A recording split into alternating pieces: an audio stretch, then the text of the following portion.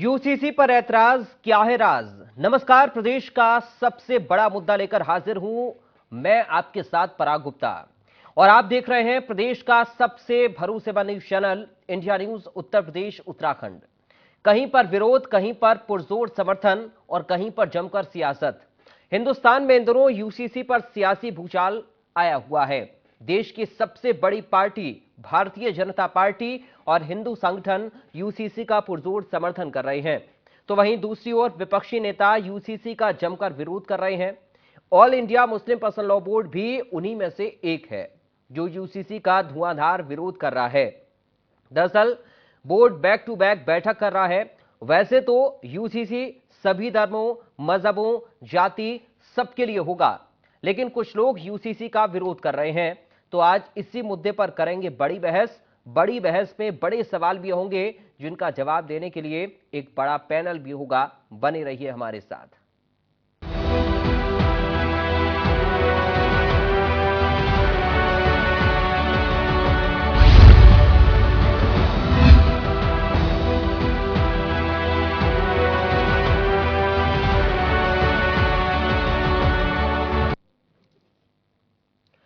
All India Muslim personal law board की बैठक हुई।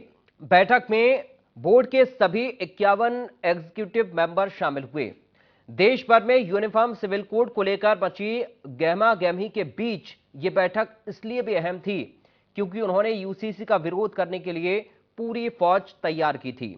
बोर्ड के अध्यक्ष ने कहा कि हिंदुस्तान में यूसीसी की कोई जरूरत नहीं है। अब ऐसे में सवाल यह है कि आखिर यूसीसी का विरोध क्यों किया जा रहा है। क्या वाकई देश को यूसीसी की जरूरत नहीं है?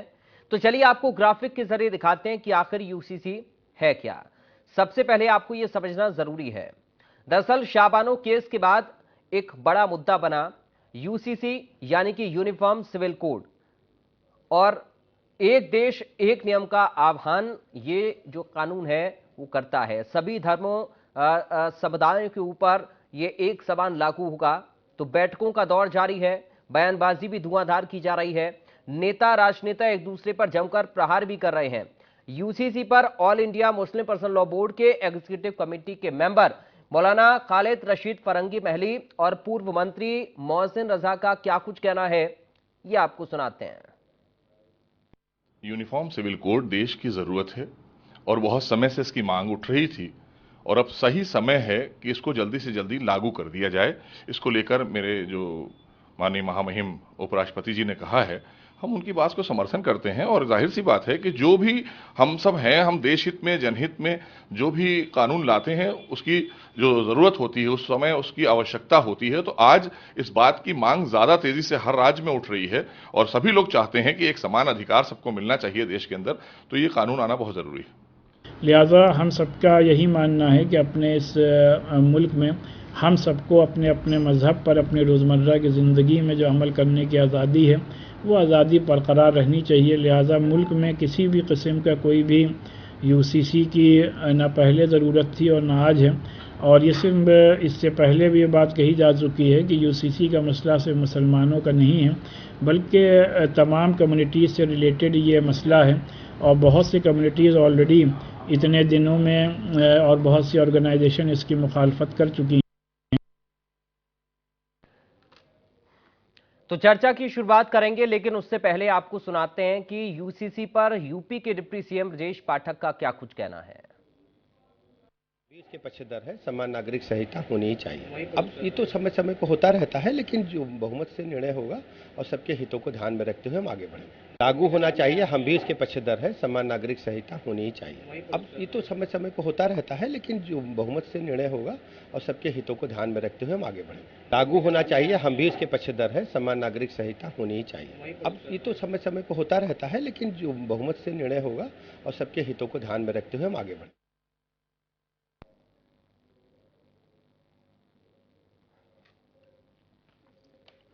तो आपने सुना उत्तर प्रदेश के डिप्टी सीएम यानी उप मुख्यमंत्री ब्रजेश पाठक की ओर से कहा गया है कि तरह के बदलाव समय समय पर होते रहते हैं और आगे आने वाले वक्त में क्या और रिएक्शन इस पर आएंगे ये भी बेहद अहम होगा।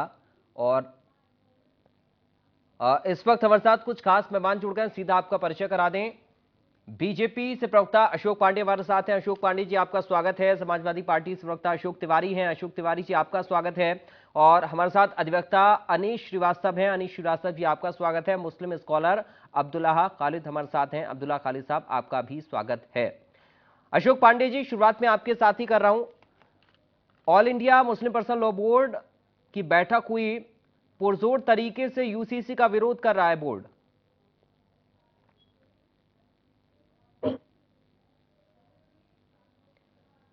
पांडे जी, आपकी आवाज नहीं आ रही है, आप म्यूट हैं, शायद अनम्यूट करिए।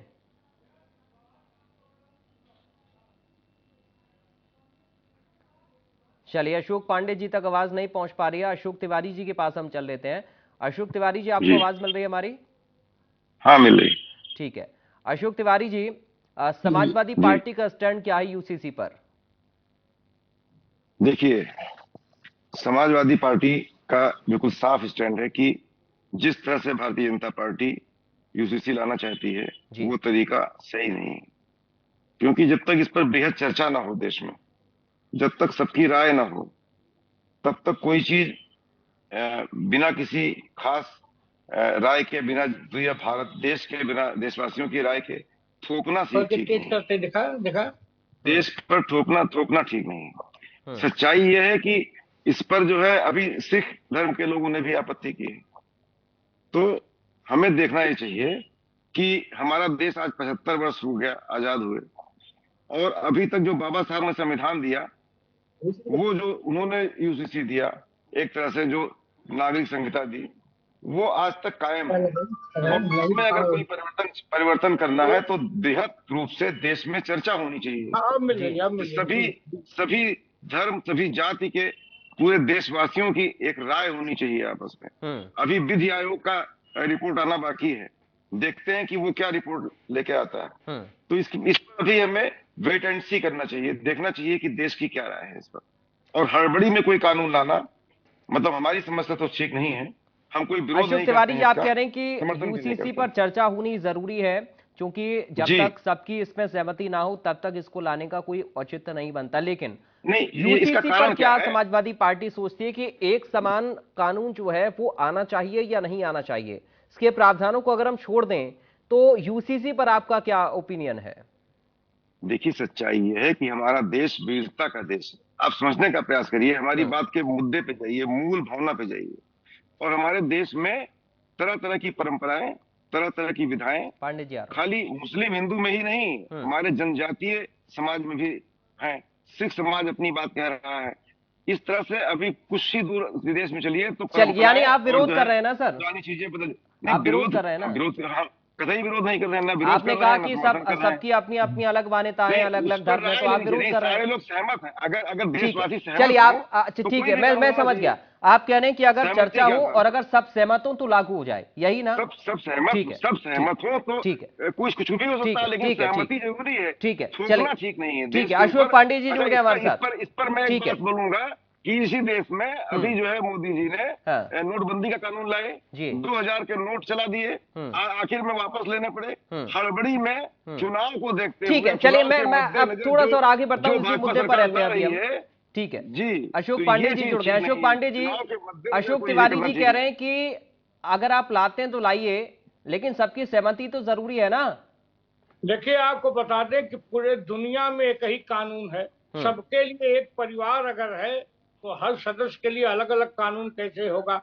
यह मुल्क या एक देश है तो एक घर भी है, एक घर में एक कानून चलना चाहिए, इसमें कोई दो राय नहीं है। और सबसे बड़ी बात है कि ये क्या है कि आपको शादी करना हो तो शरीयत का कानून, बच्चे पैदा करना हो शरीयत का कानून, लेकिन हत्या या डकैती में बंद हो तो इंडियन पिनल कोड। ये क्या मतलब है? इसका क्या मतलब है? शरीयत का कानून वहां क्यों नहीं लागू हो? तब तो गला काट दिया जाए, आंख फोड़ दी जाए। आज जो गुंडई कर रहा है उसकी जिस तरह से शरीयत कानून देता है, मेरा ये मानना है सिर्फ फायदे वाला अपने पक्ष में, और जो पूरा है इंडियन पिनल कोड, इस तरह का नहीं चलना चाहिए। इस मुल्क से अगर हिंदू, मुसलमान, सिख, पठान को प्यार है तो निश्चित तौर पे सभी चाहेंगे कि देश में जनसंख्या नियंत्रण हो, सभी चाहेंगे कि यह मुल्क विकास की गति में आगे बढ़े, और तभी दौड़ेगा जब समान कानून होगा, हर नागरिक को समान अधिकार होगा और समान कानून होगा। चलिए, अब्दुल्ला खालिद साहब के पास में जा रहा हूं। खालिद साहब बताइए, समान कानून सहमत हैं या नहीं? आपकी आवाज नहीं आ रही है सर, अनम्यूट करिए, आप म्यूट हैं शायद। देखिए, मैं ये कहना चाहता हूं कि पहली बात हम लोगों को ये मालूम होना चाहिए कि हम तालिबान और सऊदी अरबिया देश में नहीं रह रहे हैं। हम भारत की एक खूबसूरत व्यवस्था में रह रहे हैं, लोकतांत्रिक व्यवस्था में रह रहे हैं, धर्मनिरपेक्ष व्यवस्था में रह रहे हैं, जहां हर धर्म, हर मजहब, हर फिक्र के लोगों को अपनी धार्मिक स्वतंत्रता की आजादी है, धार्मिक विधि विधानों की आजादी है। वो अपनी धार्मिक विधि विधानों के अनुसार जीवन यापन कर सकता है। हम ऐसे सुंदर और खूबसूरत भारत मुल्क में रहते हैं। पहली बात हमको ये होना चाहिए। जो लोग तालिबान, जो लोग सऊदी अरबिया, जो लोग जो है पांडे जी आऊंगा, थोड़ा सा रुकिए, एक रूपी मुल्क की बात करते हैं, वो वहां चले जाएं। दूसरी चीज, समान जो ये सिविल कोड बनाई जा रही है, समान जो है कानून की बात थोपने की बात की जा रही है, इसका ये दुरुपयोग जो करने की बात, ये इसका जो नुकसान जो होना है, वो एक मजहब, एक फिक्र के लोगों को के मौलिक अधिकारों का हनन होना है, एक मजहब पर थोपना है। अरे भाई, हमारे यहाँ शादी जो है एक कॉन्ट्रैक्ट है, एक समझौता है, और हिंदू समाज के अंदर शादी एक संस्कार है और 7 जन्मों का नाता है। हमारे यहाँ एक जन्म का है, और हमारे यहाँ जो है तलाक का जो प्रावधान है वो बहुत आसान है कि हम जल्दी से जो है, अगर हमें दिक्कत होती है, परेशानी होती है, नहीं निप पा रहा है, तो हम तलाक दे सकते हैं। ये मुस्लिम की व्यवस्था के अंदर है। तो आप जो एक रूपी कानून जो थोपना चाहते हैं, ये कहीं ना कहीं व्यक्ति के धार्मिक स्वतंत्रता की आजादी पर प्रहार है। आप क्या आजादी को छीनना चाहते हैं? और एक बात, प्रधानमंत्री के हाथ में ताकत, फिर बना दीजिए जो है देश को जो है राजा के हाथ में। क्यों राज्य सरकारें चल रही हैं? एक संविधान, एक देश, एक राजा। लोकतांत्रिक व्यवस्था को खत्म कर देना चाहिए। ठीक है, ठीक है। चलिए अशोक पांडे जी, मैं आऊंगा, थोड़ा सा रुकिए। अभी अनीश श्रीवास्तव जी का पक्ष बहुत जरूरी है, क्योंकि वो अधिवक्ता हैं, वो अच्छे से इसको समझा पाएंगे। अनीश जी, आपने सबको सुन भी लिया। अब मैं थोड़ा चाह रहा हूं दर्शकों के लिए, आप यूसीसी को जरा समझाएं, क्योंकि आपने सबकी राय भी सुन ली है। कोई कह रहा है कि ये दरअसल धार्मिक स्वतंत्रता को छीनने वाला कानून होगा, कोई ये कह रहा है कि सबकी सहमति होनी जरूरी है, सरकार ये कह रही है कि जब देश एक है तो फिर एक कानून क्यों ना हो। अनीश जी, मैं थोड़ा सा आपसे इसको समझना चाह रहा हूं। जी धन्यवाद मुझे मौका देने के लिए जी। और सबसे ये समान नागरिक संहिता की जिसकी हम लोग बात कर रहे हैं, काफ़ी चर्चा है और काफ़ी बहस भी हर तबके से हो रही है। खासतौर से मुझे लग रहा है कि ज़्यादातर मुझे यूसीसी वर्सेस मुसलमान इस तरह से बातें हो रही हैं, क्योंकि ज़्यादातर जो ऑब्जेक्शन आ रहा है मुस्लिमों की तरफ से आ रहा है। लेकिन ये कोई नई चीज नहीं है। समान नागरिक संहिता की जो बात है, अगर देखा जाए, अगर एंशियंट उधर से, तो 1835 में ये सुनने को मिला था ब्रिटिश काल में जी। इसके बाद ये 1868 में जब पुर्तगाल, गोवा जब पुर्तगाल में था, उसमें ये पुर्तगाल सिविल कोड के नाम से लागू हुआ था वहाँ, लेकिन उसमें तब भारत में नहीं था, ये पुर्तगाल का पार्ट था जी। जब ये 1961 में आजाद हुआ, गोवा जब इंडिया का पार्ट बना, तब ये 1968 में भारत सरकार के सहमति से वहाँ जो पुर्तगाल सिविल कोड था वो बाद में गोवा सिविल कोड के नाम से आज भी चल रहा है। वहाँ किसी को प्रॉब्लम नहीं है, हिंदू, मुस्लिम, सिख, ईसाई सभी रह रहे हैं, पारसी हो, क्रिश्चियन हो, एवरीबडी आर लिविंग हैप्पीली। और जहाँ तक जब हम कॉन्स्टिट्यूशन की बात करते हैं, भारत आजाद हुआ उसके बाद से, तो कॉन्स्टिट्यूशन में एक थर्ड पार्ट है जहां हम फंडामेंटल राइट की बात करते हैं, जिसको हम कोर्ट में चैलेंज कर सकते हैं जी। कोई भी व्यक्ति भारत का नागरिक हो, कुछ समय कुछ ऐसे भी मौके हैं जब भारत का नागरिक नहीं, फिर वो राइट टू क्लेम कर सकता है। लेकिन पार्ट 4 हमारे कॉन्स्टिट्यूशन का ऐसा है जिसको हम राज्य के नीति निर्देशक तत्व बोलते हैं, directive principle of state policy. उसमें है आर्टिकल 44, 36 to 51, 52 तक ये डायरेक्टिव प्रिंसिपल है। इसमें 44 में ये स्पेसिफिक कहा गया है कि राज्य भारत के पूरे क्षेत्र में नागरिकों के लिए समान नागरिक संहिता सुनिश्चित करने का प्रयास करेगा जी। समान नागरिक संहिता सुनिश्चित करने का प्रयास करेगा, इसलिए मैं जोर दे रहा हूँ। यहाँ राज्य भारत के पूरे क्षेत्र में, यहाँ राज्य से मतलब स्पेसिफिक राज्य की बात नहीं हो रही। तो मैं कई डिबेट भी सुनता हूँ तो उसमें बात होती है, कई पक्ष के लोग बोलते हैं राज्य का मतलब राज्य सरकारों पे है। यहाँ राज्य सरकारों से मतलब नहीं है। आर्टिकल 44 में जो राज्य की बात कही है, राज्य पूरे भारत में करेगा, वो राज्य का मतलब यहाँ संघ से और पार्लियामेंट ऑफ इंडिया से है। इस बात को थोड़ा सा डिफरेंस है, इस बात को मतलब क्लियर कर लिया जाए, इसमें कोई दिक्कत नहीं। और जब ये बन रहा था ड्राफ्टिंग कमेटी, तब भी डॉक्टर बी आर अम्बेडकर साहब ने इसका प्रपोज किया था और रिकमेंड किया था कि ये समान नागरिक संहिता इसको अभी से लागू करना चाहिए, इंस्टीड ऑफ कि हम उसको राइट टू प्रिंसिपल में डालें, उसको फंडामेंटल राइट में डाल देना चाहिए, एक्ट उसको एक बना लेना चाहिए, एनैक्ट कर लेना चाहिए। लेकिन कुछ मुस्लिम जो बड़े नेता थे उनके दबाव में उस समय जो सरकार थी उसको इन्होंने राइट टू प्रिंसिपल में डाल दिया और आगे की सरकारों के ऊपर छोड़ दिया कि जब आगे की सरकारें जब उनको सुविधा हो, जब अनुकूल समय आएगा तो उसको लागू कर देंगे। पिछले उसके बाद से भारत के जब से आजादी हुई तब के बाद से सरकारें जो आई, किन परिस्थितियों में और किस स्थितियों में वो उनको लागू नहीं कर पाए, कई बार मुझे लगता है शायद कोशिश भी की गई होगी, लेकिन कुछ राजनीतिक कुछ उनकी मजबूरियां रही होंगी तो नहीं हो पाया।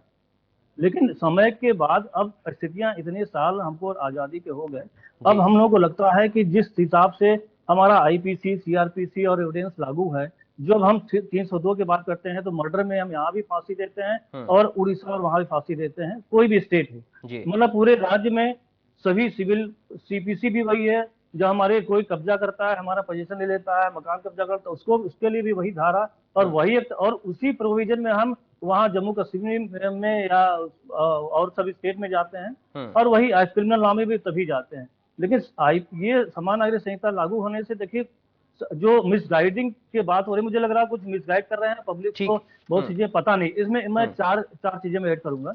समान नागरिक संहिता में बहुत सी चीजें नहीं है, इसमें केवल विवाह की बात हो रही है और इसमें एडॉप्शन की बात हो रही है, तलाक की बात हो रही है और उत्तराधिकार की बात हो रही है। इसके अलावा किसी भी चीज को टच नहीं किया गया। अगर हमारे दूसरे भाई बंधु अलग धर्म संप्रदाय के लोग चाह रहे हैं, जानते हैं या उनको लगता है कि हमारे धर्म के साथ खिलवाड़ किया जाएगा, प्रैक्टिस और प्रोसीजर नहीं में अडॉप्ट करनी जाएगा, ये बात एकदम ही गलत है। उनको किसी भी तरह का कोई एकदम फ्रीडम होगा, जिस फ्रीडम की बात अभी गफ्फार साहब कर रहे थे, इसमें जो हमें उसके 34 to 29 में हमें फ्रीडम माइनॉरिटी को दी गई है, इसमें कहीं भी उसके साथ कोई छेड़छाड़ नहीं है। जो स्थिति जो आर्टिकल 25, 26, 27 कहता है वो तब भी लागू था और यूसीसी लागू होने के बाद भी लागू होगा। तो मुझे लगता है, मेरा अपना जो एक लीगल मुझे लगता है कि यूसीसी आज नहीं तो कल इसको लागू होना चाहिए, ये देश के हित में है और ये किसी के विरोध में नहीं है। मैं किसी पार्टी का रिप्रेजेंटेटिव नहीं हूँ, मुझे लगता है कि शायद मुस्लिम भाइयों को भी इसको समझना चाहिए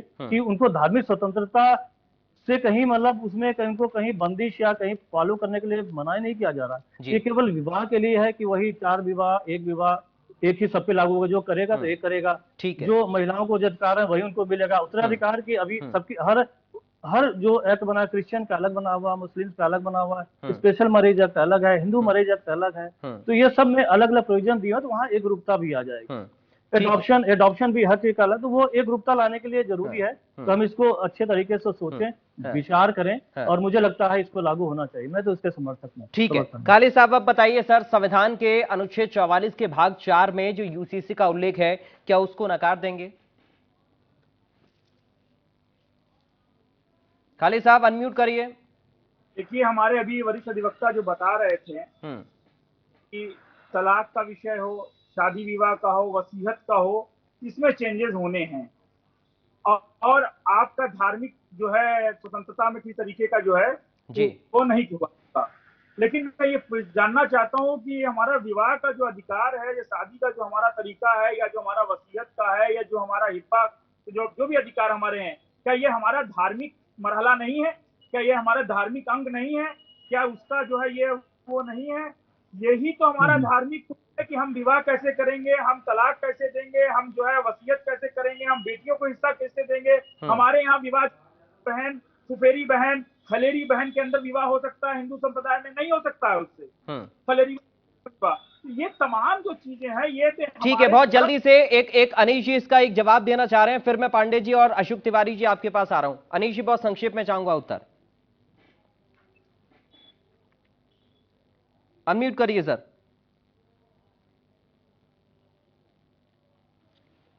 चलिए, लगता है आवाज नहीं जा रही है। पांडे जी, बहुत जल्दी से अपनी बात को रखिए सर। कह रहे हैं कि धार्मिक स्वतंत्रता छीनने की कोशिश आप लोग इस कानून के जरिए करेंगे। हालांकि अनीश जी ने चीजें क्लियर की हैं, लेकिन खालिद साहब को यह समझ नहीं आ रहा। वो कह रहे हैं कि ये गलत है। देखिए, ये लोग दिग्भ्रमित करने का प्रयास कर रहे हैं। जो अधिकार हिंदू को होगा वो मुसलमान को होगा। हर भाई को अगर घर में एक ही अधिकार हो, एक ही कानून हो, तो कौन सी बुरी बात है। हाँ, ये जरूर है कि जिस तरह से हम लोगों ने तलाक तलाक को हलाक किया, लोगों ने तलाक तलाक पूरे दुनिया में कहीं नहीं था। भारत में तलाक तलाक तलाक कह के महिलाओं को पैरों की जूती समझा जाता था, उसे जिस तरह से हमने हलाक किया, निश्चित तौर पे जो कुरीतियां हैं वो निश्चित तौर पे खत्म हो जाएंगी, इसमें कोई दुविधा नहीं। चलिए, मैं अशोक तिवारी जी, जब एक समान की हम सबके समान होने की बात करते हैं, तो फिर कानून समान क्यों ना हो? अशोक तिवारी जी।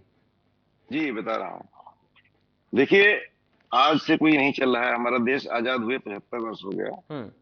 बाबा साहब भीमराव अंबेडकर जी ने संविधान दिया, उसमें तमाम प्रावधान किए गए और जिन प्रावधानों के तहत हमारा देश अभी तक चल रहा है। मोदी सरकार को आए भी आज 9 साल हो गया। अब एकदम चुनाव सर पर है 2024 का, और उस पर जो है ऐसा गंभीर मसला जिसमें बृहद चर्चा की जरूरत है, उसको बहुत ही कम समय में आनन फानन में लाने की जो योजना मोदी सरकार बना रही है। सर, आनन फानन में कहा अशोक तिवारी जी, इसकी चर्चा तो कब से हो रही है। हर चीज चुनाव से और आनन फानन में जोड़कर आप लोग क्यों देखते हैं? देखिए, वो सही नहीं है।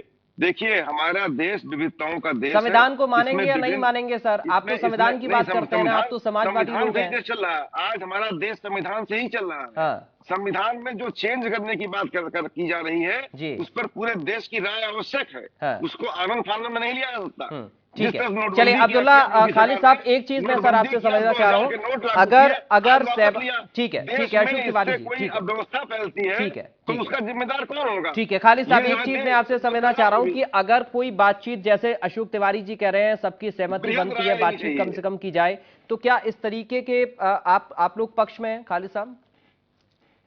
देखिए, बड़ी चर्चा होनी चाहिए। मैं यही बताना चाहता हूँ कि ये वक्त दुनिया में किसी का जिंदगी भर होके रहा नहीं है। बिल्कुल रहेंगे कब तक बनोगे यार, कब तक? मामला सबकी सहमति से हो। हमारा कहना है सबकी सिख मुस्लिम हिंदू जनजातियां, हमारे जो भी रीतियां रिवाज है, सबकी सहमति से हो। फिर हिंदू वर्सेज मुस्लिम हो जाए 2024 के चुनाव में, क्योंकि आने वाले वक्त में चुनाव का परिणाम देख रहे हैं, क्योंकि हर जगह ये डिफाल्टर हो गए, हर जगह ये फ्लॉप हो गए।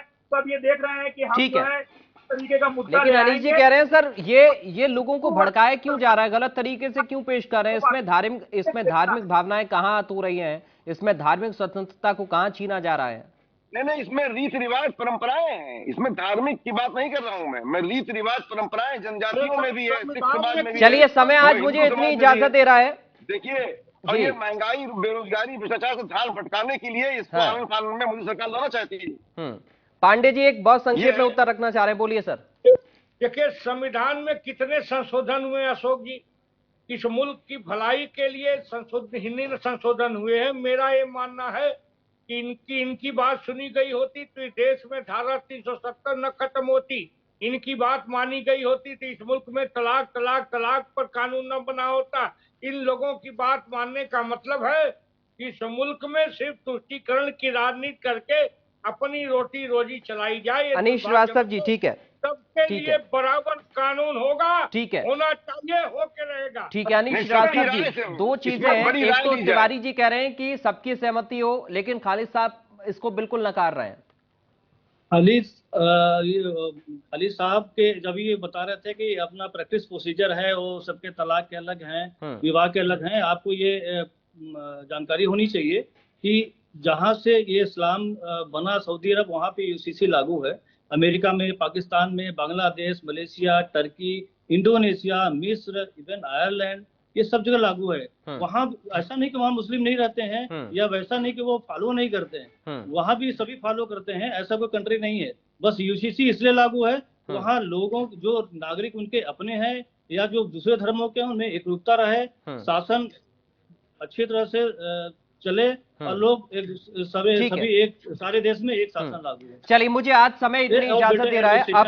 अब बहुत शुक्रिया आप सभी खास मेहमानों का आज की चर्चा का हिस्सा बनने के लिए।